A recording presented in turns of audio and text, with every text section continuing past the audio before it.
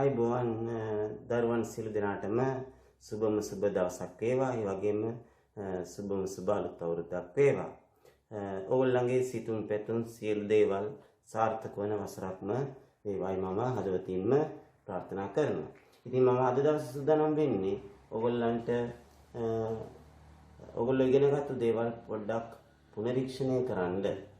ඒ කියන්නේ ප්‍රශ්න පත්‍රයක් උතුරු මැද පළාත් අධ්‍යාපන දෙපාර්තමේන්තුව විසින් ඉදිරිපත් කරන ලද 2018 වර්ෂයේදී ඔයගොල්ලන්ට ලබා දුන් ප්‍රශ්න පත්‍රය සාකච්ඡා කිරීමට. එහෙමනම් මේ මාගේ මම උගන්වන දේවල් ඔයගොල්ලන්ට තේරෙනවා නම් ආසාවෙන් අහගෙන ඉන්නවා නම් පොඩි ලයික් එකක් කමෙන්ට් එකක් දාන්න අමතක කරන්න එපා. ඒ වගේම ඔයගොල්ලන්ගේ යහළුවෙන් අතරේ මගේ සිසිර ඇකඩමි YouTube education channel එකේ link එක උන්ට ලබා දීලා උන්ටත් අධ්‍යාපනයක් ලබා ගන්න ඉඩ සලස්වන මෙන් මම ඔයගොල්ලන්ගෙන් ඉල්ලා සිටිනවා. එවනම් අපි බලමු අපේ පළවෙනි ප්‍රශ්නය. මුදලකින් පහෙන් දෙකක් රුපියල් 280ක් නම් මුළු මුදල කීයද? පහෙන් පංගු දෙකක් රුපියල් 280යි. එතකොට මට කියනවාද බලන්න මුදලින් පහෙන් පංගු දෙකක් 280 නම් මුදලින් පහෙන් පංගු එකක් කීයද?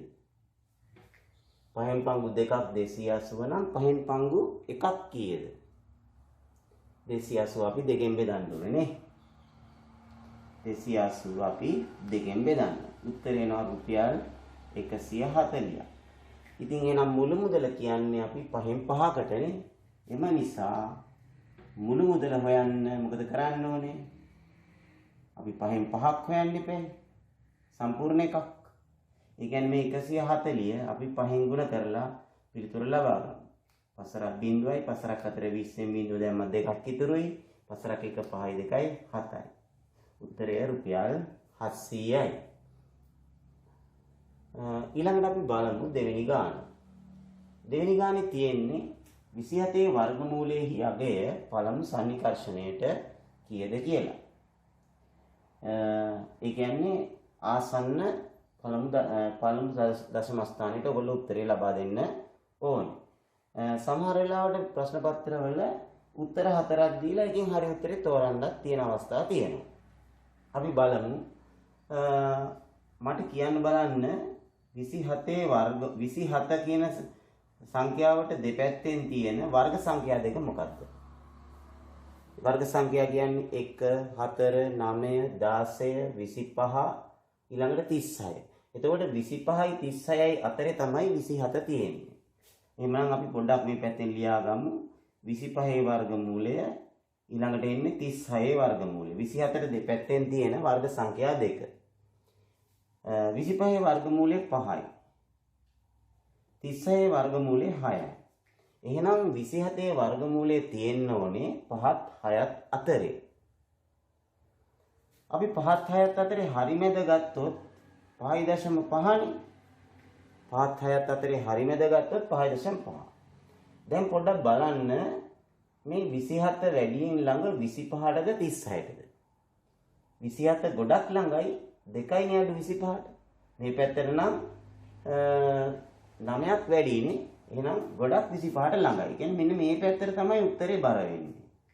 ඒ කියන්නේ අපේ මේකට වර්ගමූලයට උත්තරය 1.5.1 2 3 වගේ අගයක් තමයි ගන්න. ඉතින් අපි අනුමාන වශයෙන් ඉස්සෙල්ලා බලමු 5.2 අරගෙන 5.2 5.2කින් ගුණ කරලා බලමු. 5.2 කියලා හිතුවා අපි. මොකද වැඩියෙන් මේ පැත්තටනේ බර. 4යි 2 5 10යි. පසරක් 2 10 එකක් ඉතුරුයි. පසරක් 5 25 එකයි 26යි. අපි 52 52කින් ගුණ කරලා උත්තරේ ගත්තා. ඊට පස්සේ දශම ස්ථාන දෙකක් තියෙනවා. උත්තරේ 27.04යි නේ. ඒ කියන්නේ 24 ගොඩාක් ළඟයි හැබැයි චුට්ටක් වැඩි. එහෙනම් අපි නිකමට බලමු දැන් 24 ගොඩාක් ළඟයි දැන්. හැබැයි 24 වැඩි වුණ හින්දා අපි 5.1ක් අරගෙන බලමු. පිළිතුර ඉතාමත්ම නිවැරදිව බලා ගන්න.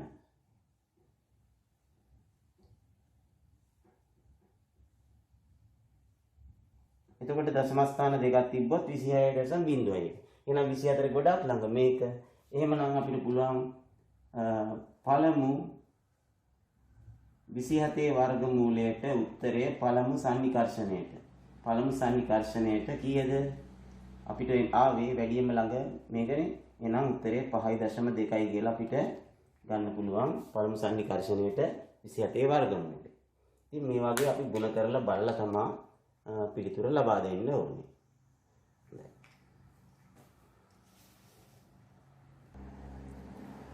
දැන් අපි බලමු තුන්වෙනි ගාන. තුන්වෙනි ගානේ තියෙනවා බීජීය භාග දෙකක් එකතු කරන්න. ඉතින් භාග එකතු කිරීමේදී අපි හරයන් සමාන කරගත යුතුයි නේද? හරයන් සමාන කරගත යුතුයි. මෙතන A තියෙන්නේ මේක 3යි A තියෙන්නේ. එහෙනම් මේක 3යි A වුණා නම් හරයන් සමානයි. එහෙනම් අපි ඉස්සෙල්ලම කරන්න ඕනේ මේකත් 3ෙන් ගුණ කරනවා මේ 3. එතකොට හරය 3යි A කරගන්න හරය සහ ලවය දෙකම 3ෙන් ගුණ කරනවා. එතකොට මේක නම් අපිට 3යි A ම තියෙනවා. ඊට පස්සේ අපිට මෙතනින් එනවා 3 බෙදීම 3යි A. මෙතන තියෙනවා 2 බෙදීම 3යි A. ඔන්න දැන් අපි හරයන් දෙක සමාන කරගත්තා. හරයන් සමාන නම් දැන් මොකද කරන්නේ? මේ ලවයන් දෙක අපිට එකතු කරලා උත්තරේ ගන්න පුළුවන්. එතකොට 3යි 2යි එකතු කරාම 5යි. හරයට 3යි A. පොදු හරය 3යි A. ඊළඟට හතරවෙනි ගානේ තියෙන්නේ අඳුරු කර ඇති කොටස කුලකාංකණයෙන් දක්වන්න. මේ වෙන් රූපයක් දීලා තියෙනවා. A කියන කුලකයයි B කියන කුලකයයි ඡේදනය වෙච්ච අවස්ථාවක් මෙන්න මෙතන පාට කරලා තියෙනවා. දැන් අපි බලන්න මේ අඳුරු කරපු ප්‍රදේශය අයිති කාටද කියලා. දැන් කුලක අංකණය ලියනකොට මේ A කුලකය B කුලකය දෙකෙන්ම එන්න ඕනේ. එතකොට මේ පාට කරපු ප්‍රදේශය අයිති කාටද කියලා බැලුවොත් මේ ප්‍රදේශය Aට අයිති හැබැයි Bට අයිති නෑ. පේනවද?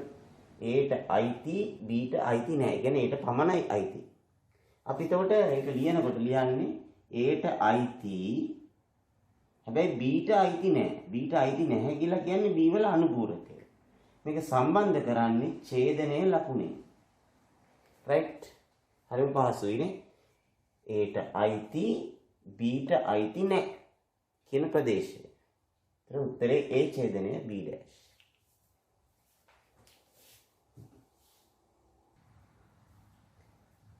පස්වෙනි ගාන. වර්ගජ ප්‍රකාශනයක් තියෙනවා. වර්ග පදයක්, එක් සඩංගු පදයක් සහ නියත පදයක්. ඉතින් මේකේ සාධක හොයන්න කියලා තියෙන්නේ. අපි කරන්න ඕනේ සාධක දෙක මොකක්ද කියලා හොයාගන්න එක. ඒ සඳහා පියවර කිහිපයක් අනුගමනය කරන්නත් පුළුවන්. දැන් අපි බලමු මේ වර්ගපදයේ සංගුණකය 1 x වල සංගුණකයේ ධන 3 නියත පදයේ ඍණ 18. අපි කරන්නේ මේ දෙපැත්තේ තියෙන සංගුණක දෙක ගුණ කරනවා. එක් වරක් ඍණ 18. එක් වරක් ඍණ 18 අපි ගන්නවා මෙතනට. එක් වරක් ඍණ 18 ඍණ 18යි. ඊට පස්සේ මේ මැද පදයේ සංගුණකය ධන 3යිනේ. මේ මැද පදයේ සංගුණකය අපි මෙතනට ගන්නවා ධන 3යි. හරිද? ඍණ 18 ගත්තේ එක් වරක් ඍණ 18. ඍණ 18යි මැද පදයේ සංගුණකය ධන 3යි. දැන් අපි බලමු සංඛ්‍යා දෙකක් ගුණ කරලා ඍණ 18 එන්න ඕනේ. ඒ ගුණ කරන සංඛ්‍යා දෙක එකතු කරාම ධන 3 එන්න ඕනේ. කීවරක් කීයද හරියන්නේ? දැන් 18 එක් වරක් 18 දෙවරක් 9 ඔය විදිහට ගන්න පුළුවන් නේද? එතකොට බලන්න වෙනස 3ක් එන්නත් ඕනේ. ගුණිතේ 18ක් එන්නත් ඕනේ. 6 වරක් 3 කීයද? 6 වරක් 3 18යිනේ. එතකොට බලන්න මෙතන එකතු කරාම ධන 3ක් එන්න ඕනේ. එහෙනම් ලොකු සංඛ්‍යාව ධන වෙන්න ඕනේ. අපි ගුණ කරන සංඛ්‍යා දෙක ධන 6 ඍණ 3. බලන්න දැන් මේ දෙක ගුණ කරාම එනවා නේද ඍණ 18. ධන 6 ඍණ 3 එකතු කරාම මේ ධන 3 මැද පදයේ සංගුණකේ ධන 3 ලැබෙන්නත් ඕනේ. මේ විදිහට සෙට් කරගත්තාම අපිට පුළුවනි එකවරම සාධක දෙක ලියන්න. කෙටි පත්‍රයනේ මේක. සාධක දෙක එකපාර ලියුවත් ලකුණු තියෙනවා. එක සාධකයක් ධන 6ෙන් ලියනවා. එක සාධකයක් ධන 6ෙන් ලියනවා x ධන 6 කියලා. අනෙක් සාධකයේ ඍණ 3ෙන් ලියනවා x ඍණ 3 කියලා. මේක තමයි උත්තරේ. ඔයගලන්ට පුළුවන් එකපාර උත්තර ලියන්න. අපි මේක පියවර වශයෙන් හැදුවොත් මේ මැද පදය මේ ධන 3x තමයි මේ කඩාගත්තේ ධන 6x ඍණ 3x කියලා. ධන 6x ඍණ 3x කියලා මේ ධන 3x අපි කොටස් දෙකකට කඩාගත්තා. ඊට මේ ඍණ 18 මෙතන තියෙනවා. දැන් අපි ඊට පස්සේ මොකද කරන්නේ? පද දෙකෙන් දෙකට සාධක වෙන් කරනවා. මේ දෙකේ පොදු සාධකයේ හැටියට x ගත්තොත් මේ පද දෙකේ මෙතනින් x එනවා. x වලින් ගුණ කළාම x වර්ගය එන්නේ. ඊළඟ මෙතනින් x එකක් එළියට ගත්තාම ධන 6ක් එනවා. ඊළඟට මේකෙන් අපි මේ පද දෙකෙනුත් පොදු සාධකයක් එළියට ගන්න ඕනේ. එළියට ගත්තාම වරහන ඇතුළට එන්න ඕනේ මේ කැලලම. වරහන ඇතුළට එන්න ඕනේ x ධන 6. x ධන 6 වරහන ඇතුළට එන්න නම් මේ දෙකෙන් එළියට එන්න ඕනේ කීයද? ඍණ 3. බලන්න. ඍණ 3 x වලින් ඍණ 3x ඍණ 3 ධන 6න් ගුණ කළාම ඍණ 18යි. දැන් ඊට පස්සේ බලන්න මේ කොටස් දෙකේ පොදු සාධකයේ හැටියට x ධන 6 එළියට ගත්තොත් මෙතනින් x එකක් ඉතුරු වෙනවා මෙතනින් ඍණ 3ක් ඉතුරු වෙනවා අනිත් සාධකයේ හැටියට x ඍණ 3 ලැබෙනවා. ඉතින් අපිට එකවර සාධක දෙක ලියන්න පුළුවන්. වඩේ වර්ගපදයේ සංගුණකේ එක තියෙන වෙලාවට පමණයි එම එකවර සාධක දෙක ලියන්න පුළුවන් වෙන්නේ. හරි? ඊළඟ බලන්න 6 වෙනි ගාන. සමාන්තර ශ්‍රේණියක n වන පදය 13 ඍණ 2යි. එම ශ්‍රේණියේ 10 වන පදයේ සොයන්නලු. හරි? n වන පදයේ 13 ඍණ 2යි නම් පළවෙනි පදයේ හොයන්න n වලට 1 දාමු. දෙවෙනි පදයේ හොයන්න n වලට 2 දාමු. එහෙනම් 10 වෙනි පදේ හොයන්න මොකද කරන්න ඕනේ? n වලට 10 දාමු. එතකොට එන උත්තරේ ගන්න 13 ඍණ 2යි n කියන එකේ අපි n වෙනුවට දානවා කීයද? 10 වන පදේ හොයන්න n වලට 10 දාමු. එතකොට එන 13 ඍණ 2 10 කියන්නේ 20යි. 2යි n ට උත්තරේ ආවේ 20යි. එතකොට 13න් 20ක් අඩු කරන්න තියෙනවා. අපි ඒ වෙලාවට ලොක්කගෙන් පොඩ්ඩ අඩු කරන 10 20ෙන් 13ක් අඩු කරාම උත්තරය 7යි. එතකොට ලොක්කගේ ලකුණ දානවා ඍණ උත්තරය ඍණ 7යි. එතකොට 10 වෙනි පදේ වෙන්නේ ඍණ 7යි. පැහැදිලිද? right.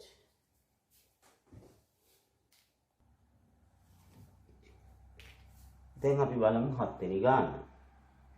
7 වෙනි ගානේ අපිට අහනවා අන්නර රූප සටහනට අනුව ABC කෝණයෙහි අගය කීයද? එතකොට අපි මේ කෝණේ තියෙන තැන ඉස්සෙල්ලම හඳුනා ගන්න ඕනේ. ABC කෝණය. B අපර තමයි මැද තියෙන්නේ. එතකොට මෙන්න මෙතන මෙන්න මේ මම ඩොට් එකක් තියලා තියෙන කෝණය තමයි අපි හොයන්න ඕනේ. අපිට ඒ සඳහා දීලා තියෙනවා මෙතන සමාන්තරයි ඒ කියන්නේ මෙතන සමාන්තර ආශ්‍රයයක් තියෙනවා. මෙන්න මේ 72 කෝණයක් අපිට ඔතන දීලා තියෙනවා. එතකොට අපි මේ සමාන්තරාශ්‍රයක ලක්ෂණ උදව් කරගෙන තමයි ඔය ABC කෝණය මෙන්න මේ කෝණය හොයන්න යන්නේ. අපිට පුළුවන් මේක 72 නම් ඉස්සෙල්ලම හොයාගන්න මේ ඇතුලේ තියෙන කෝණය. ADC කෝණය හොයාගන්න පුළුවන් නේද? ADC කෝණය හොයන්න නම් මේ දෙකේ එකතුව 180යි. එහෙනම් අපිට පුළුවන් 180න් 72ක් අඩු කරලා අපිට පුළුවන් කීයක්ද උත්තරේ? බිඳුවෙන් දෙකක් බෑ 10න් දෙකක් 8යි 7න් 7ක් බිඳුවයි 1යි. ඒ කියන්නේ මෙන්න මේ කෝණය අපිට පුළුවන් 108යි කියලා හොයාගන්න. 108යි. ඔය කෝණය 108යි නම් මේ කෝණය 108යි නම් මේ කෝණය කීයද? අපි දන්නවා සමාන්තරාශ්‍රයක ලක්ෂණ වලට අනුව සමාන්තරාශ්‍රයක සම්මුඛ කෝණ දෙක සමාන වෙනවනේ. එහෙනම් මේ කෝණය 108 නම් මේකත් 108යි. 108යි. ඉතින් ළමයි දැන් ඕගොල්ලෝ විභාගෙදී දැන් මේ ගාන ලකුණු දෙකේ ගානක් නේ. ඕගොල්ලෝ මේ 108 ADC කෝණය 108යි කියලා මෙතන ලිව්වත් නැත්නම් මෙතන රූටේ 108 දාලා තිබ්බනම් ඕගොල්ලන්ට එක ලකුණක් හම්බ වෙනවා. ඊට පස්සේ අනිත් ලකුණ තමයි මේ ABC කෝණයට 108ට ලැබෙන්නේ. දැන් අපි බලමු 8 වෙනි ගාන. සසම්භාවී පරීක්ෂණයක නියදී අවකාශය S සමානයි 2 4 6 8 කියලා දීලා තියෙනවා. ඒ කියන්නේ සියලු අවයවයන් ටික තමයි මේ තියෙන්නේ මේ නියදී අවකාශයේ තියෙන්නේ. 2 4 6 8. එම පරීක්ෂණයේ A අනු ප්‍රථමක සංඛ්‍යාවක් ලැබීමේ සිද්ධියයි. ඒතර මෙතන මේකේ මේ පරීක්ෂණයේ A කියලා කියන්නේ ප්‍රථමක සංඛ්‍යාව. ඒතර අපිට මේ ගාන හදන්න නම් අපි ප්‍රථමක සංඛ්‍යා පිළිබඳ දැනගෙන ඉන්න ඕනේ. මොනවාද ප්‍රථමක සංඛ්‍යා කියන්නේ? සාධක දෙකක් පමණක් තියෙන ඒවා. මොකක්ද මේ සාධක දෙක?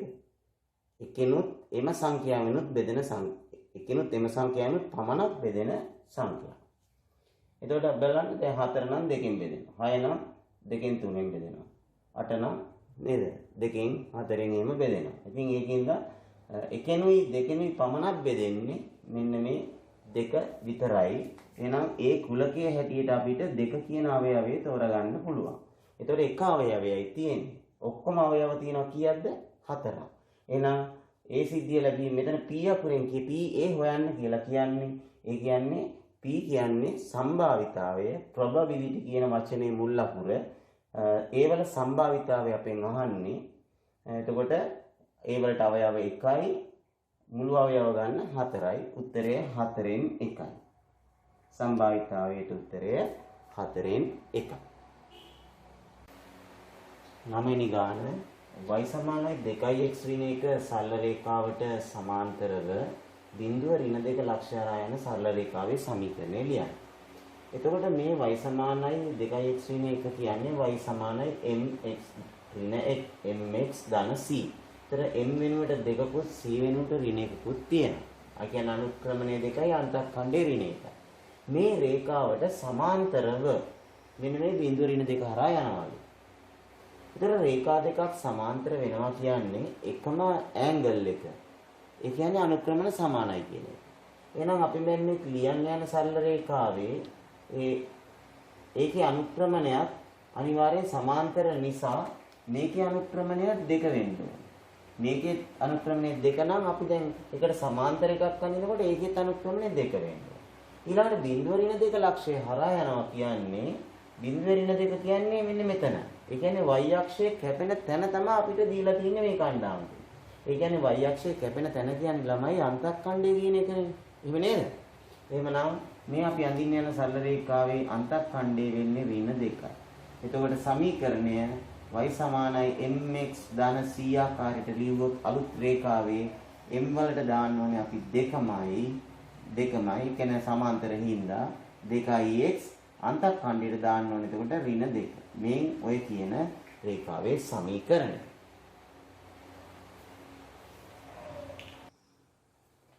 ඊළඟට අපේ 10 වෙනි ප්‍රශ්නය 15යි a වර්ගයේ x හා 6යි x වර්ගය කියන බීජීය ප්‍රකාශන දෙකේ කුඩාම පොදු ගුණාකාරය සොයන්නලු.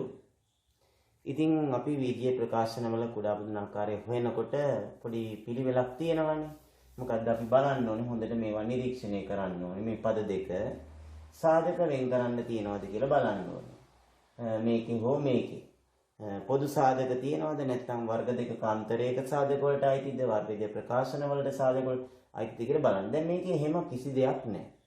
එහෙනම් ඊළඟට කරන්න ඕන ළමයි මේ 15යි මෙතන තියෙන මුලට තියෙන මේ ඉලක්කම් දෙකේ කුඩා පොදු ගුණාකාරය ගන්න ඕනේ. කුඩා පොදු ගුණාකාරය 15යි කුඩා ගුණාකාරය අපිට පුළුවන් වේගවත්ව ඉක්මනින් හොයාගන්න මෙන්න මෙහෙම. මේ 15යි 6 කියන ඉලක්කම් දෙකෙන් ලොකු ඉලක්කම කීයද? 15. 15 ගුණාකාර මොනවද එතකොට? ලොකු ඉලක්කමේ ගුණාකාර දෙක තුනක් ලියා ගන්න. 15 ඊළඟට 30 ඊළඟට එන්නේ 45 60 ඔය වගේ. දැන් බලන්න 15 ගුණාකාර ඕන එකක් 15ෙන් බෙදෙනවා. බලන්න 6ෙන් බෙදෙන ඉස්සෙල්ලම එක මොකද්ද? මේක 6ෙන් බෙදෙන්නේ නැහැ. මෙන්න මේ 30 6ෙන් බෙදෙනවා නේද? එතකොට ඒ කියන්නේ 15යි 6 කුඩා ගුණාකාරය 30. ඊළඟට අපි කරන්න ඕනේ අපේ ඊළඟ පියවර වෙන්නේ මේ ඉතිරි හැම සාධකයකම වැඩිම බල. ඉතිරි සාධක දිහා බලන්න වැඩිම බල. මෙතන A වර්ගයේ තියෙනවා මේකේ නෑ නේද? එතකොට A වර්ගයේ තමයි වැඩිම බලය. දෙවෙනි බලය.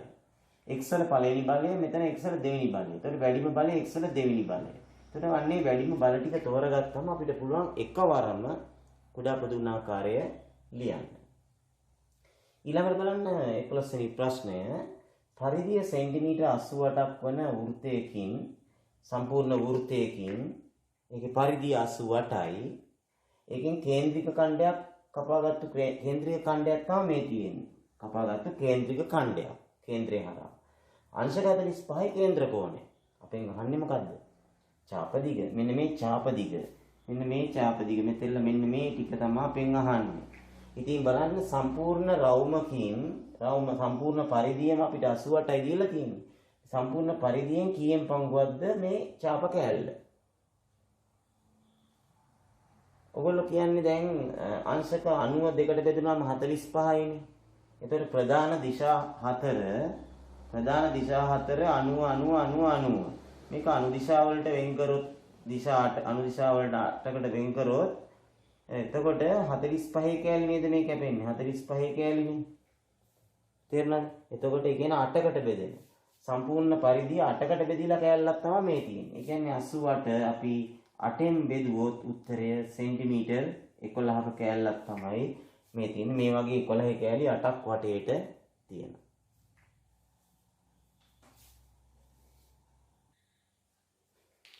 ඊළඟට අපේ 12 වෙනි ප්‍රශ්නය මෙන්න මේ රූපයට අනුව x වල අගය කීයද කියලා අහනවා.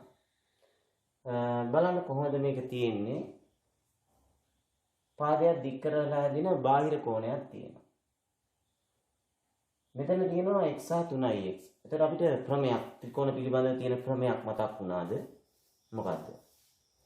ත්‍රිකෝණයක පාදයක් දික් කරාම එතන බාහිර කෝණය ඒකේ අභ්‍යන්තර සම්මුඛ කෝණ දෙකේ එකතුවට සමාන වෙනවා. ඒ කියන්නේ x උයි 3x උයි එකතු කරාම සමාන වෙන්න ඕනේ කීයටද? 100ට. x උයි 3x උයි එකතු කරාම සමාන වෙන්න ඕනේ 100ට. ඒ කියන්නේ 4x සමාන වෙන්න ඕනේ 100ට. 4x සමාන වෙන්න ඕනේ 100ට. ඒ කියන්නේ දෙපැත්තම අපි 4ෙන් බෙදුවොත් x සමානයි 25යි. අංශක 25යි. x ලගේ අංශක 25යි. නේද? ඒතර අපි මේ කෝණය අහුවනම් මේක 3x අංශක 75ක් කියලා දෙන්න පුළුවන්. ඊළඟට log 4 පාදයට 64 සමානයි x නම් x හි අගය කීයද? ඒතර මට පුළුවන් මේක ඕනනම් ඕගොල්ලන්ට තම දෙකකට කියලා දෙන්න. අපි ඉස්සෙල්ලම මේක දර්ශක ආකාරයෙන් ලියමු. 64 සමානයි මේක 4 කියන්නේ පාදයනේ. එතකොට අපි මේ පාදය මෙතන පාදයේ වශයෙන් ගෙනහිල්ලා මේ x කියන එක දර්ශකයට ගෙනියනවා. මෙතන මෙන්න මේ වගේ එකක් දර්ශකාකාරයෙන් ලියන්නේ මේ විදිහට. ඊට පස්සේ දැන් අපි දැන් හොයන්න ඕනේ දර්ශකය. හොයන්න ඕනේ දර්ශකයේ හින්දා x නේ හොයන්න ඕනේ දර්ශකයට තමයි x තියෙන්නේ. අපි මේ පැත්තත් පාදය 4ක් වන ලෙසම 4 පාදයෙන්ම ලියාගමු 64. 64 කියන්නේ 4 කී පාරක් ගුණ වුණාම 4 වරක් 4 16යි 16 වරක් 4 64යි. ඒ කියන්නේ 3 පාරක් 4 4 4 4 වරක් 4 16යි 16 වරක් 4 64යි. 4 තුන්වෙනි බාර. ඒ කියන්නේ x සමානයි පාද සමාන නම් දර්ශක දෙක සමාන වෙන්න ඕනේ. x සමානයි 3යි කියලා අපිට ලබා ගන්න පුළුවන්. තවත් ක්‍රමයක් තියෙනවා මෙහෙම. මේ log 4 පාදයට 64. මේකට උත්තරය ගන්න අපිට කරන්න තියෙන චූටි වැඩක්. දැන් මෙතන 4නේ පාදය. මෙතන පාදය 4 නම් අපි මේ 64 ලියා ගන්න ඕනේ 4 බලයක් ලෙස. 4 තුන්වෙනි බලය කියලා. හරිද? එතකොට මෙහෙම පාදයයි සංඛ්‍යාවයි සමානව ලියාගත්තාම මෙන්න මේ දර්ශකයට එන එක තමයි උත්තරයට එන්නේ කෙලින්ම 3යි. උත්තරේ 3යි. මේ ආකාරයට ලියුවොත්. මම තව වෙන උදාහරණයක් කියලා දෙන්නම්. අපි හිතමු log 3 පාදයට 81 සමානයි x හොයන්න තියනවා කියලා. එතන මේ වගේ එකකදී අපි පාදයේ 3නේ. පාදයේ 3 නම් මේ 81 ලියා ගන්න ඕනේ 3 බලයක් ලෙස. 81 කියන්නේ 3 කීවෙනි බලය? 3 9 27 81. 3 අරත් 3 9 9 අරත් 3 27 27 අරත් 3 81. 3 4වෙනි බලය කියලා ලියා ගන්න. එතකොට අපිට දර්ශකයට ආවේ 4නේ. උත්තරේ එනවා x සමානයි 4යි කියලා. මේ ආදී වශයෙන් අපිට පුළුවන් ඒ වගේ එකක් හදන්න.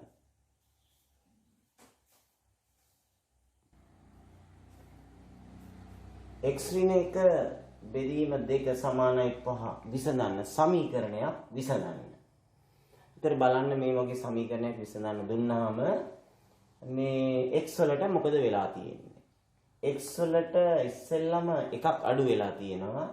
ඊට පස්සේ තමයි දෙකෙන් බෙදිලා තියෙන්නේ. එතකොට අපි සාමාන්‍ය සමීකරණයක් විසඳනකොට අන්තිමේටම වෙච්ච එක තමයි ඉස්සෙල්ලා අයින් කරන්නේ. එහෙනම් මේ බෙදීම දෙක අපි අයින් කරන්න ඕනේ. අර x ඍණේ කොහොම තියාගෙන මේ බෙදීම දෙක සමාන ලකුණෙන් එහා පැත්තට අපිට අරන් යන්න පුළුවන් ගුණ කිරීම දෙක කියලා. එහෙම නැත්නම් දෙපැත්තම දෙකෙන් ගුණ කරන්න ඕනේ. එතකොට මේ පැත්ත දෙකෙන් ගුණ කරාම මේක පිළිනවා මේ පැත්ත දෙකෙන් ගුණ කරාම 10 වෙනවා. එතකොට එනවා x ඍණ 1 සමානයි 10යි. ඊට පස්සේ මේ ඍණ එක දැන් ඊළඟට තමයි ඍණ එක අයින් කරන්නේ. ඍණ එක අයින් කරන්න නම් මේ පැත්තට ධන එකක් දාන්න ඕනේ මේ පැත්තට ධන එකක් දාන්න. එහෙමත් නැත්නම් මෙහෙම කරන්න පුළුවන් තවත් කෙටි කරගන්න. මේ ඍණ එක සමාන ලකුණෙන් අනිත් පැත්තට යනකොට ධන එක වෙනවා. x සමානයි 11යි කියලා අපිට ප්‍රතිඵලය ලබා ගන්න පුළුවන්. තේරුණාද? සමීකරණයක් විසඳනකොට ඒ වෙලා තියෙන්නේ මොකද්ද කියලා බලන්න අන්තිමේටම වෙලා තියෙන එක තමයි ඉස්සෙල්ලම අයින් කරන්න ඕනේ.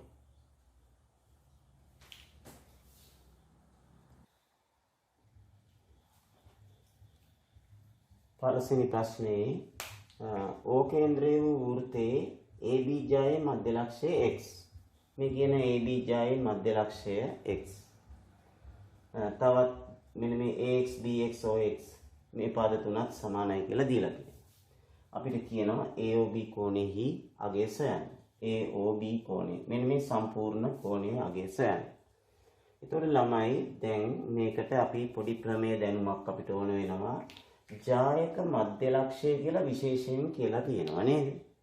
ඒතකොට අපි දැනගන්න ඕනේ ජායක මධ්‍ය ලක්ෂය මේ කේන්ද්‍රයට යා කරලා තියෙනකොට මොකද්ද මතක් වෙන ප්‍රමේය? ජායක මධ්‍ය ලක්ෂය කේන්ද්‍රයට යා කළාම අනිවාර්යෙන් මේ යා කරන රේඛාව ජායක මධ්‍ය ලක්ෂය කේන්ද්‍රයට යා කරන රේඛාව ජයට ලම්බ වෙනවා කියලා ප්‍රමේයක් තියෙනවා. ඒ කියන්නේ මෙන්න මෙතන කෝණයේ අංශක 90යි කියන එක හඳුනා ගන්න ඕනේ. හරිද? ඊට පස්සේ අපිට පුළුවනි දැන් මේ පැත්ත ගත්තොත් එහෙම සමද්විපාද ත්‍රිකෝණයක් තියෙනවා. මෙතනත් සමද්විපාද ත්‍රිකෝණයක් තියෙනවා. එතකොට එක කෝණයක් 90 නම් අනිත් දෙකේ එකතුව 90ක් වෙන්න එපා. ඒතර ත්‍රිකෝණයේ කෝණ තුනම එකතු කරාම 180නේ. 180න් මේ එකක් 90යි. එතකොට අනිත් දෙක 90ක් වෙන්න ඕනේ. ඒ දෙක සමානක් වෙනවා. මේ පාද දෙක සමාන නම් සමද්විපාද ත්‍රිකෝණයක සමාන පාදවලට ඉදිරියෙන් තියෙන කෝණ දෙක මේ දෙක සමාන වෙනවා. එහෙනම් ඉතිරි 90 සමාන කොටස් දෙකකට බෙදිලා යනවා. එතකොට මේ කෝණ කෑල්ල 45යි මේකත් 45යි. ඒ විදිහටම අනිත් පැත්තේ මේක 90 හින්දා මේ පාද දෙක සමාන හින්දා මේ කෝණ දෙක සමාන වෙනවා. මේක 90 හින්දා මේ කෝණ දෙක මේ දෙක එකතු 90යි. ඒ 90යි මෙතන 90 180නේ. මේ 90 දෙකට බෙදුනම මෙතනත් 45යි මෙතනත් 45යි. දැන් එහෙනම් මට කියන්න බලන්න AOB කෝණයේ අගය කීයද? AOB කෝණයේ අගය වෙන්නේ සම්පූර්ණ කෝණය 45 ව දෙකක් අංශක 90. ඔය විදිහට ඒක ලබා ගන්න පුළුවන්. ඊළඟට ආන බොහොම සරල ප්‍රශ්නයක්. සමාන්තර ආශ්‍රයක තියෙන ලක්ෂණ දෙකක්. ගොඩක් ලක්ෂණ තියෙනවා. අපි සම්මුඛ පාද ගමුකෝ. සම්මුඛ පාද මොකද වෙන්නේ? සම්මුඛ පාද සමාන්තර ආශ්‍රයක තියෙන ලක්ෂණ. අපි සමාන්තර ආශ්‍රයයක් පොඩි රැඳලා බැලුවොත් මෙන්න මෙහෙම සමාන්තර ආශ්‍රයයක් තියෙනවා. මේක මෙන්න මේ සම්මුඛ පාදයට සමානයි මේ සම්මුඛ පාදයට සමානයි. නේද? සම්මුඛ පාද සමාන වේ. තව එකක්. අර ඉස්සෙල්ලා අපි උදව් කරගත්ත ගානක් හදනකොට මොකද්ද? සම්මුඛ කෝණත් සමාන වෙනවා. සම්මුඛ කෝණත් සමාන වෙනවා. ඒ කියන්නේ අපි මේ දෙකත් සමානයි මේ දෙකත් සමානයි. තවත් ලක්ෂණ තියෙනවා. සම්මුඛ පාද සමාන්තරත් වෙනවා. සමාන්තර ආශ්‍රයක ලක්ෂණය. තවත් තියෙනවා. මොනවද? විකර්ණ දෙක මෙහෙම යා කරාම විකර්ණ දෙක මේ විදිහට යා කළාම විකර්ණ එකිනෙක සමාච්ඡේදනය වෙනවා. ඒ කියන්නේ මෙන්න මේ පාදයේ දිගයි මේ පාදයේ දිගයි සමාන වෙනවා. ඒ වගේම මෙන්න මේ පාදයේ දිගයි මේ පාදයේ දිගයි සමාන වෙනවා. විකර්ණ එකිනෙක සමාච්ඡේදනය වෙනවා. තවත් ලක්ෂණ තියෙනවා. එක විකර්ණයක් ඇන්දොත් වර්ගඵලය දෙකට බෙදෙනවා. වගේ ලක්ෂණ ගොඩක් තියෙනවා. අපිට දෙකයි ලියන්න කියන්නේ. ඉතින් කැමති දෙකක් ලියත හැකියි.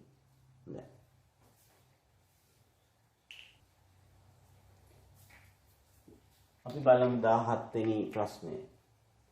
මෙතන ප්‍රිස්මයක් ඇඳලා තියෙනවා. ත්‍රිකෝණ ප්‍රිස්මයක්. ප්‍රිස්මේ දිග මීටර් 1ක් ලකුණු කරලා තියෙනවා. මෙතන මේ හරස් කඩේ අඳුරු කරලා තියෙනවා. අඳුරු කරලා හරස් කඩ වර්ගඵලය වර්ග සෙන්ටිමීටර් 48යි. මෙන්න මේ අඳුරු කරලා තියෙන මෙන්න මේ කොටසේ වර්ගඵලය වර්ග සෙන්ටිමීටර් 48යි. දිග මීටර් 1යි ප්‍රිස්මේ. අපෙන් අහන්නේ මේ ප්‍රිස්මේ පරිමාව.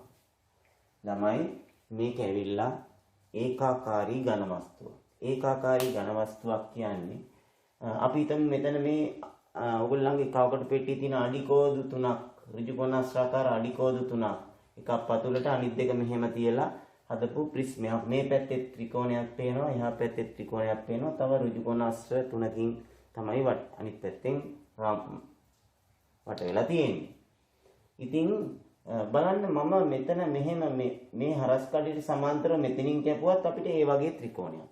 එහා කෙළවරෙන් කැපුවත් එහා කෙළවරේ බැලුවත් මේ වගේම ත්‍රිකෝණයක් තමයි එහා කෙළවරෙත් තියෙන්නේ. නේද? ත්‍රිකෝණ ප්‍රිස්ම. ඉතින් මේ වගේ සිලින්ඩරේ ගත්තොත් ඒකාකාරී ඝන වස්තුවක්. මොකද පතුල වෘත්තයක්. උඩත් වෘත්තයක්. මැදින් අපි කපලා බැලුවත් ඒ හා සමාන වෘත්තයක් තියෙන්නේ නේද? හරස් කඩේට ලැබෙන්නේ. ඉතින් ඒ වගේ ඕනම ඒකාකාරී ඝන වස්තුවක පරිමාව හොයන්න පුළුවන් අපිට කොහොමද? හරස් කඩ වර්ගඵලය ඒකේ උස නැත්තම් දිගෙන් ගුණ කරාම මේ දික් අතර තියලා තියෙනවා නම් දිගෙන්, කෙලින් අතර තියලා තියෙනවා නම් උසෙන්. ඉතින් හරස් කඩ වර්ගඵලය දීලා තියෙනවා 48යි වර්ග සෙන්ටිමීටර්. එතකොට දිග මීටර් 1යි. එතන මීටර් එක අපි මෙතන මීටර් 1යි කියලා ලියන්න බෑ. අපි ඒක සෙන්ටිමීටර වලින් ලියුවොත් මීටර් 1 සෙන්ටිමීටර් 100යි. එතකොට අපි සෙන්ටිමීටර් 100ක් තමයි එතනට දාන්න ඕනේ. එතකොට 48 100ෙන් ගුණ කළාම උත්තරේ 4800යි ඝන සෙන්ටිමීටර්. මේකේ පරිමාව වෙන්නේ 4800යි ඝන සෙන්ටිමීටර්. 18 වෙනි ගාන. සිසුන් 4 දෙනෙකු සතු මුදල් වල එකතුව රුපියල් 70යි. සිසුන් 4 දෙනෙක් ළඟ තියෙන මුදල් වල එකතුව රුපියල් 70යි. සිසුන් 4 දෙනා ළඟ තියෙන සතු මුදල රුපියල් 70යි. මම ඒක පොඩ්ඩක් ගැටින් ලියුවා. ඊට පස්සේ මොකද වෙලා තියෙන්නේ? තවත් සිසුවෙක් එයට යම් මුදලක් එකතු කරාම තවත් එක සිසුවෙක් එයට යම් මුදලක් එකතු කළාම ලැබුණු මුදලේ මධ්‍යන්නේ 18යි. තවත් සිසුවෙක් යම් මුදලක් එකතු කරනවා. එතකොට ඒ ලැබිච්ච මුදලේ සම්පූර්ණ ලැබිච්ච මුදලේ මධ්‍යන්නේ 18යි. පස්වෙනි සිසුවා ලබා දුන් මුදල කීයද කියලා අහනවා. එහෙනම් අපිට පුළුවනි සිසුන් 5 දෙනාම සතු මුදල හොයන්න. මොකද 5 දෙනාගේ මධ්‍යන්නේනේ 18 කියලා කියන්නේ. එතකොට මේ 5 දෙනාටම 18 ගානේ තිබ්බයි කියන එක හිතන්න පුළුවන් නේද? එහෙමනේ අදහස් කරන්නේ.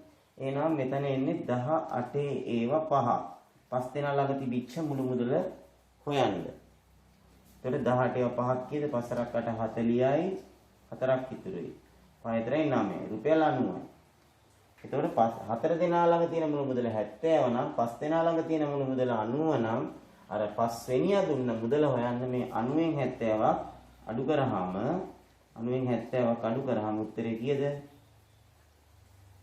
රුපියල් 20ක් තමයි 5 වෙනියා දීලා තියෙන්නේ. රුපියල් 20ක් 5 වෙනියා දීලා. එතකොට තමයි අර මධ්‍යනේ 18 උනේ.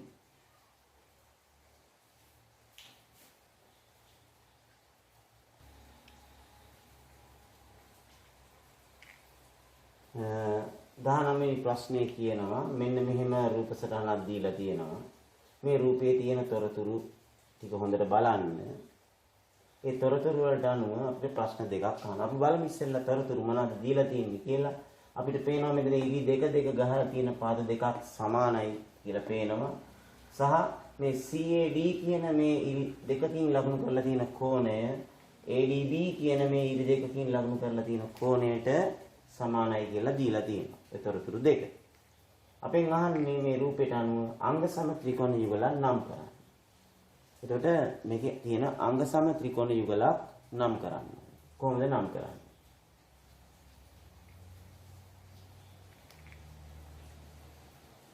මේ කෝණය අහු වෙන්නත් ඕනේ නේද? එතකොට අපිට පේනවා මේ කෝණය අනිවාර්යෙන් අහු වෙන්න එපා. CAD කියන ත්‍රිකෝණය සහ මේ කෝණය අහු වෙනවා ADB කියන ත්‍රිකෝණය. ඒකේ සමාන අංග තියෙනවා, කෝණය තියෙනවා, මෙතන පාදයක් තියෙනවා. බලන්න මේ පොදු පාදයකුත් තියෙනවා නේ. ත්‍රිකෝණ දෙකටම AD පොදුයි නේද? එහෙනම් මොකක්ද අංග සම ත්‍රිකෝණ දෙක? එකක් ACD ත්‍රිකෝණය අංග සම වෙනවා ADB ත්‍රිකෝණයට. ADB ත්‍රිකෝණයට අපිට අංග සම කරන්න කියලා නෑ. නම් කරන්න තියෙන්නේ ත්‍රිකෝණ දෙක. දෙවෙනි කොටසෙන් අහනවා මේ අවස්ථාව මොකද්ද? පොදු පාදයක් තියෙනවා, මේ පාදයක් තියෙනවා. හරියටම පොදු පාදයයි මේ පාදයයි මැදි වෙලා තියෙන කෝණය, පොදු පාදයයි මේ පාදයයි මැදි වෙලා තියෙන කෝණය, අන්තර්ගත කෝණය සමාන වෙලා තියෙනවා නේද? එහෙනම් මොකද අවස්ථාව? පා කෝ පා අවස්ථාව. අනිවාර්යෙන් පා කෝ පා අවස්ථාවේදී අර සමාන වෙච්ච කෝණය අර සමාන වෙච්ච පාද දෙකට මැදි වෙලා තියෙන අන්තර්ගත කෝණයම විය යුතුයි.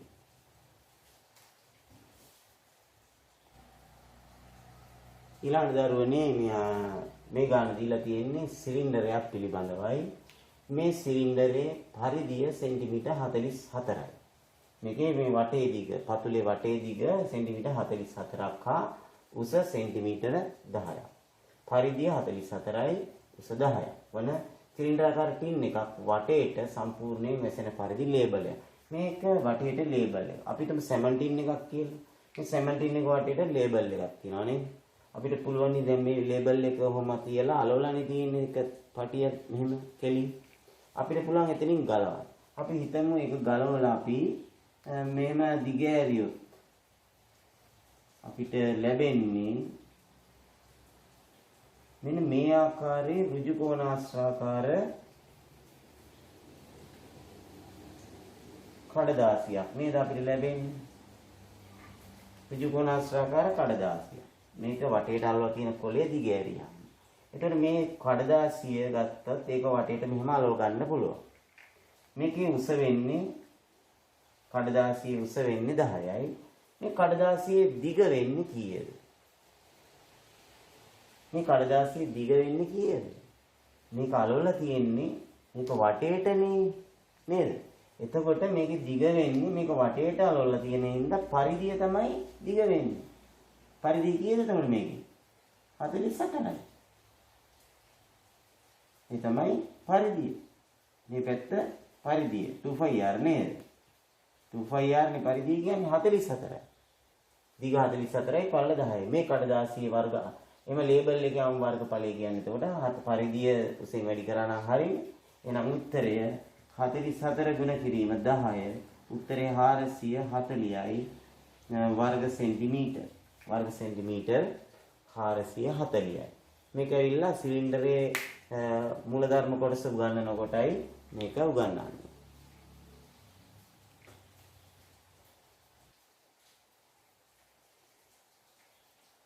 අපිට කියනවා 21 වෙනි ප්‍රශ්නය පැයට කිලෝමීටර 56ක වේගයෙන් ගමන් කරන යතුරු පැදියක් මිනිත්තු 15කදී යන දුර. මේක පැයට කිලෝමීටර් 56ක වේගයක් කියන්නේ පැය එකකදී යනවා කිලෝමීටර් 56ක් කියන එක. එහෙනම් අපි හොයන්න ඕනේ මිනිත්තු 15කදී යන දුර නේද? මිනිත්තු 15ක් කියන්නේ පැයකින් කීයෙන් පංගුවක්ද? 15 30 45 60. එතකොට අපි හොයන්න ඕනේ මිනිත්තු 15කදී යන දුර හොයන්න අපි මොකද කරන්න ඕනේ? මිනිත්තු 15 4ක් තියෙනවානේ පැයට. අපි මේක 4ෙන් බෙදුවා නම් හරි නේද? මිනිත්තු 15කදී යන දුර හොයන්න. 5ට 1යි එකක් ඉතුරුයි 16ට 4යි. කිලෝමීටර් 14යි මිනිත්තු 15කදී යන්නේ. හරි නේද? මිනිත්තු 15කදී 14ක් යනවා නම් පැයකදී යනවා ඒ වගේ 4 ගුණයක් 56ක් යනවා. ඊළඟට x හා y සොයන්න. මේ සඳහා අපිට දත්තයන් හැටියට මෙතන 50 කෝණයක් සහ මෙතන 30 කෝණයක් දීලා තියෙනවා. ඒ වගේම මේ පාද දෙක සමානයි කියලා දීලා තියෙනවා. ඉතින් මේ පාද දෙක සමානයි කියලා දැක්ක ගමන් මේ පාදවලට ඉදිරියෙන් තියෙන මෙන්න මේ කෝණ දෙක සමාන වෙනවා. එහෙනම් අපිට කෙලින්ම ගන්න පුළුවනි මෙන්න මේ කෝණයේ අංශක කීයද? මේක අංශක 50යි කියලා ගන්න පුළුවන් නේද? මේ කෝණය 50යි කියලා ගන්න පුළුවන්. දැන් එතකොට 50යි 50යි 100යි. එතකොට මෙන්න මේ කෝණ තුනේ මේ ලොකු ත්‍රිකෝණයේ තියෙන කෝණ තුන එකතු කරාම 180ක් වෙනවා. ඒ කියන්නේ x ධන 30ට මෙතන 100ක් තව එකතු වුණාම. x ධන 30ට තව 100ක් එකතු වුණාම උත්තරය 180ක් වෙන්න ඕනේ. එහෙනම් x සමාන වෙනවා 180න් අඩු වෙනවා කීයද? 100යි 30යි 130. එතකොට x සමානයි කියලා අපිට එනවා අංශක 50. ඔන්න දැන් x වලට උත්තරේ 50ක් හොයාගත්තා. දැන් බලන්න මමත් කරන්නේ කට වැඩක් නේද?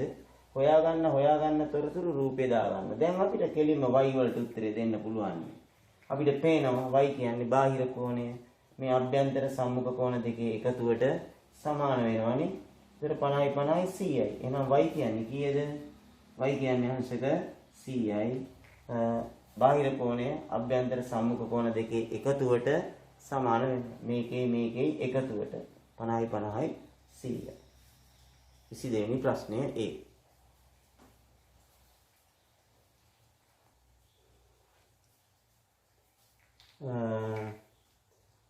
වෘත්ත පිළිබඳව තියෙන ගානක්. ඔයගොල්ලෝ ඇත්තටම මම දාපු අර ඔයගොල්ලන්ගේ 10 ශ්‍රේණියේ අවසාන වාරයේ අවසානම හරියේ තියෙන වෘත්තයක කෝණ කියන පාඩම ඉන්න වීඩියෝ නම් දෙතුන් පාරක් හරි බලලා හොඳ දැනුමක් ගන්න. ඔයගොල්ලන්ගේ ප්‍රශ්න පත්‍රයේ 10 නෙමෙයි සාමාන්‍ය පෙළ විභාගයටත් එම වීඩියෝව ඉතාමත්ම වටිනවා. වෘත්තයක කෝණ පිළිබඳ ඒකේ මම සියලු ක්‍රමයන් මතක් කරනවා. මෙතන ඒවා අපිට මෙතනදී ඕන වෙනවා. ඒ වීඩියෝ බලලා තියෙනවා නම් මම හිතන්නේ ඒ ළමයින්ට ඉතාමත්ම පහසුයි මේ ගාන. අපි සාමාන්‍යයෙන් ජ්‍යාමිති ගානක් හදනකොට ඒ දීලා තියෙන තොරතුරු හොඳට නිරීක්ෂණය කරන්න. බලන්න මේකේ මොනවද තොරතුරු? අපිට කේන්ද්‍රයේ තියෙනවා. ඒ කියන්නේ අපිට මෙතන බොහොම පැහැදිලිව විස්කම්භයක් පේන්න ඕනේ. 36 කෝණයක් තියෙනවා. මේ ජායන් මේවා ජායන් මේක විස්කම්භයක්. දැන් එතකොට අපෙන් අහන්නේ මොන කෝණේද? QPS කෝණය. QPS කෝණය මම මේ ඩොට් එකක් තියලා තියෙන කෝණය තමයි අපි හොයන්න ඕනේ. මේ ඩොට් එකක් තියලා තියෙන කෝණය. එතකොට ඒ සඳහා දැන් අපි බලමු. අපි දැන් එකපාර ඒක හොයන්න යන්නේ නැහැ. අපිට දැන් මේ දීලා තියෙන තොරතුරත් එක්ක අපිට කියන්න පුළුවන් කෝණ ටික අපි කියාගෙන යනවා. බලන්න මේ කෝණය පරිධිය මත හැදෙන මෙන්න මේ කෝණය හැදෙන්නේ මොන ඡාප කොටසෙන්ද ආපාතනය වෙන්නේ පරිධිය මත. ඒක හොයාගන්නේ මේ ඉරි දෙක අතරේ තියෙන මේ 36 කෝණය. මේ ඉරේ කෙලවර හොයන් ගියොත් P, මේ ඉරේ කෙලවර හොයන් ගියොත් Q. ඒ කියන්නේ මේ සුළු ඡාපයේ පැත්තෙන් මේ පරිධිය මත මෙන්න මේ ආපාතනය වන කෝණය 36යි. මේ සුළු ඡාපයේ පැත්තෙන් පරිධිය මත ආපාතනය වන තව කෝණයක් තියෙනවා. මෙන්න මේ කෝණයත් එතකොට 36යි අපි කියනවා ඒවට කියනවා අපි එකම ඛණ්ඩයේ කෝණ කියලා. මේම ඇඟිලි අරන් ගිහිල්ලා ආපාතනය වෙන පරිධිය මත. එතකොට අපි හොයාගත්ත දැන් PSQ කෝණය සමානයි 36යි. හේතුව එකම ඛණ්ඩයේ කෝණ. එකම ඛණ්ඩයේ කෝණ. ඉතින් මෙතනදී මේ හේතුව ලිවීම අවශ්‍ය වෙන්නේ නැහැ. ලකුණු දෙකේ ගානක් හින්දා සාධනයකදී නම් මේක ලියන්නම ඕනේ. අපි දැන් මමත් කරන වැඩේ දැන් අපි මේ හොයාගත්තු 36 කෝණය මම මෙතනට දාගන්නවා. තව මොනවද? දැන් මේ කෝණය හොයන්න නම් මේ කෝණය ගැන කියන්න බැරිද? මේක තමයි ඔයගොල්ලෝ අංක 1ට දකින්න ඕනේ. මොකද්ද? මේ සම්පූර්ණ කෝණය. අංක 1ට දකින්න ඕනේ. මොකද මම කියනකොටම රූප නිරීක්ෂණය කරනකොටම විස්කම්භයක් දැක්කා. මේ විස්කම්භයෙන් පරිධිය ආපාතනය කරන අර්ධ වෘත්තයේ කෝණය අංශක 90ක් වෙනවා. ඒ කියන්නේ මේ PQS කෝණය අංශක 90ක් වෙනවා. PQS කෝණය අංශක 90ක් වෙනවා. ඒකට කියන්නේ අර්ධ වෘත්තයේ කෝණ. මම මෙතන ලියන්න ඕගොල්ලන්ගේ දැන ගැනීම පිණිස අර්ධ වෘත්තයේ කෝණ. හරිද? එතකොට අපි මේක අපිට ලකුණක් අනිවාර්යයෙන් හම්බ වෙනවා. එක්ක මෙතන හඳුනාගත්ත 90යි කියලා. එහෙම නැත්නම් මෙතන එකම ඛණ්ඩයේ කොන මේ 36 රූපේ ලකුණු කරලා තිබ්බත් අපි මේ ලකුණ දෙනවා. ඉතින් අනිත් ලකුණ දෙන්නේ මේ උත්තරේට. QPS කෝණය හොයලා දෙන උත්තරේ. එතකොට දැන් බලන්න මෙතන 90යි මෙතන 36යි. මේ කෝණය දැන් අපිට QPS හොයන්න පුළුවන් ඉතාමත් පහසුවෙන්. අපි මේ 180 නේ කෝණ තුනම මේ 90 අයින්ම කරලා දාමුකෝ. එතකොට 180 මේ 90 අයින් කරාම තව 90ක් ඉතුරුයි. ඒ 90 තමයි මේ දෙක. එතකොට මේ දෙක 90යි නම් මේ දෙක එකතු කරාම 90යි නම් මේ කෝණය ගන්න 90න් 36ක් අඩු කරාම හරි නේද? 90න් 36ක් අඩු කරලා අපිට ගන්න පුළුවන් 10න් 6ක් 4යි 8න් 3ක් 5යි. අංශක 54යි කියලා අපිට මේ ඩොට් එක තියපු කෝණය හොයාගන්න පුළුවන්.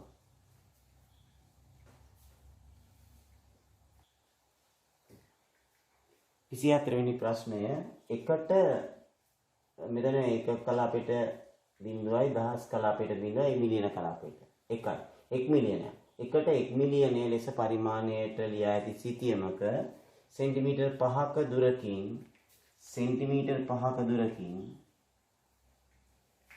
පෙන්වන සැබෑ දුර කිලෝමීටර් කීයද කියලා අහනවා.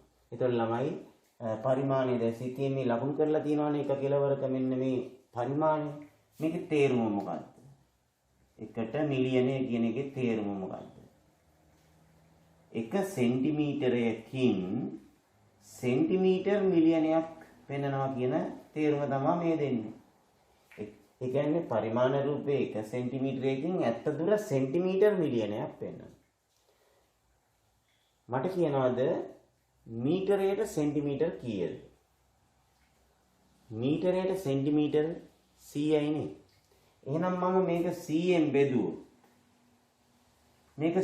බෙදුවොත් බිංදු දෙකක් කැපිලා යනවා. නැත්නම් මෙහෙම අපි ලියමු 0.6යි. මේක මම 100ෙන් බෙදුවොත් මට පුළුවන් මේක මීටර වලට හරව ගන්න. මම දැන් මීටර වලට හැරෙව්වා. මීටර කීයක් ආවද? 0.4යි. 1.4 මීටර. 0.6න් දෙකක් කැපිලා ගියා 0.4ක් ඉතුරු වුණා. එතකොට මම මේක 1 සෙන්ටිමීටරයකින්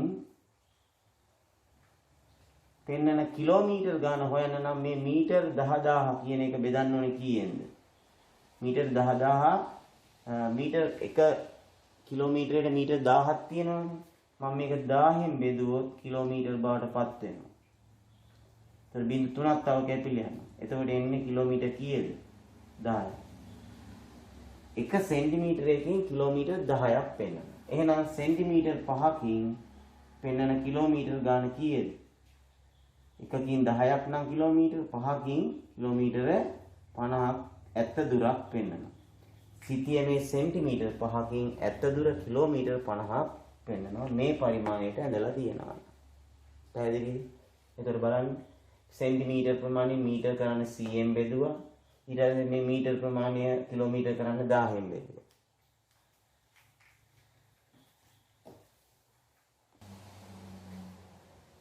විසිපස්වෙනි ප්‍රශ්නය ඒ කොටසේ අවසාන ප්‍රශ්නය.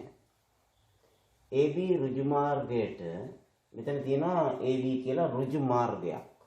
ඍජු මාර්ගයක් කියන්නේ ඒක හෙල්ලෙන්නේ එතනමයි තියෙන්නේ මාර්ගය.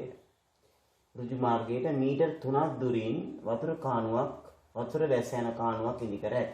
මේ වගේ මේ අචල රේඛාවක්. එතකොට මේ ඍජු මාර්ගය කියන්නේ අචල රේඛාවක්.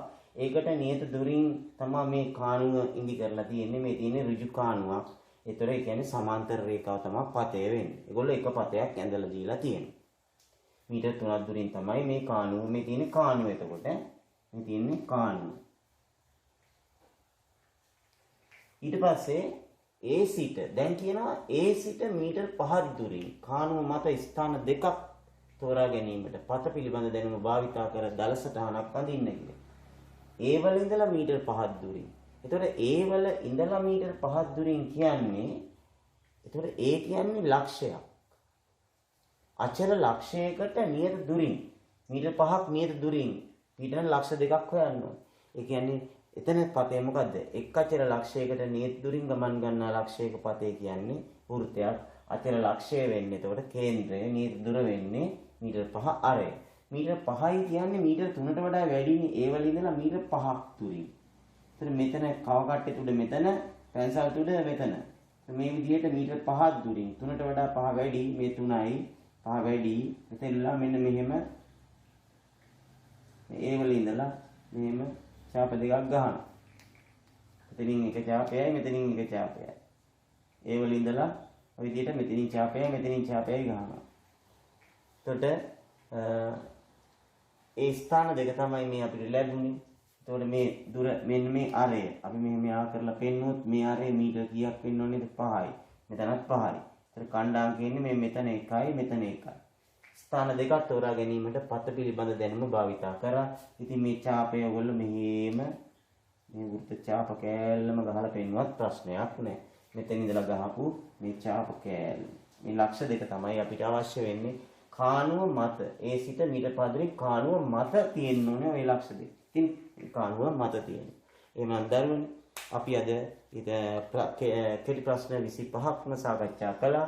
ඒ කොටස ඊළඟ වීඩියෝ එකෙන් ඔයගොල්ලෝ බලාපොරොත්තු වෙන්න ඉතාමත්ම වටිනා කියන ප්‍රශ්න B කොටසේ ප්‍රශ්න 5 ඔයගොල්ලොත් එක්කලා මම ඊළඟ වීඩියෝ එකෙන් එනවා. ඒ විදිහට පිළිවෙලට යන්නේ. ඊට පස්සේ මම දෙක පත්‍රයේ මුල් ප්‍රශ්න 6ක වීඩියෝ එකනුත් ඊළඟ ප්‍රශ්න 6 අනිත් වීඩියෝ එකනුත් මම වීඩියෝ 4කින් තමයි මේ ප්‍රශ්න පත්‍රය ඔයගොල්ලන්ට යොමු කරන්න බලාපොරොත්තු වෙන්නේ. නැත්නම් එක දිගට පැය 2-3 වීඩියෝ හදලා ඔයගොල්ලෝ කොහොමදත් එක තැන ඉඳන් බැරි බව මම දන්නවනේ. ඉතින් මමත් ඉතින් ওই වයස පහු කරලා ඉන්නේ.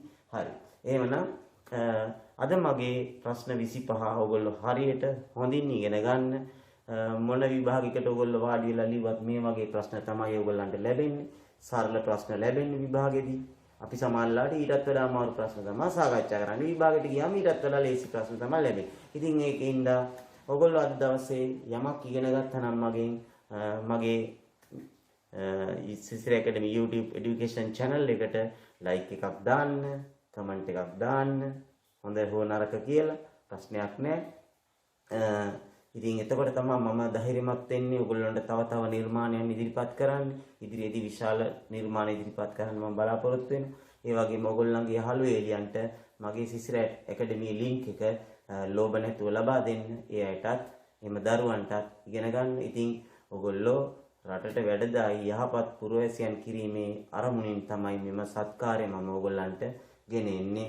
ඉතින් හොඳින් ඉගෙනගෙන හොඳ මහත්තයෙක් හොඳ නෝනා කෙනෙක් වෙන්න වාසනාවන්ත වෙන්න කියලා මම ප්‍රාර්ථනා කරනවා. එහෙනම් සියලු දෙනාටම ආයුබෝවන්.